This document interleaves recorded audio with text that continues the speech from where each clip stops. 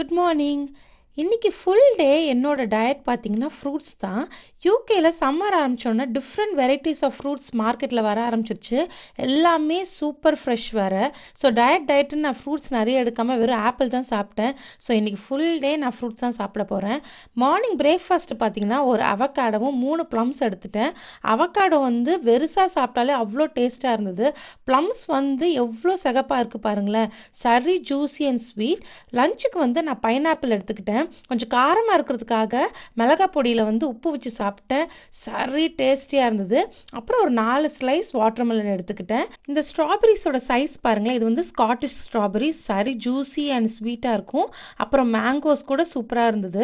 நான் என்ன பண்ணிட்டேன்னா காலையிலேயே கோகனட் வாட்டரில் வந்து சியா சீட்ஸ் வந்து நல்லா ஊற வச்சுருந்தேன். ஸோ ஈவினிங் நம்ம இதை எடுக்கும் போது நல்லாவே பல்ஜ் ஆகி சூப்பராக இருந்தது. ஸோ இந்த சியா சீட்ஸ் வித் கோகனட் வாட்டரை வந்து நான் இந்த ஃப்ரூட் மிக்ஸோட நான் மிக்ஸ் பண்ணிக்கிட்டேன். ஸோ இந்த சியா சீட்ஸ் வித் கோகனட் வாட்டரோட இந்த ஃப்ரூட்ஸை மிக்ஸ் பண்ணி சாப்பிடும்போது அந்த ஃப்ளேவர் ஃபுல்லாக இறங்கியிருக்கும். இன்னைக்கு டின்னர் இப்படி தான் முடிஞ்சுது. நம்ம நாளைக்கு மறுபடியும் மீட் பண்ணலாம்.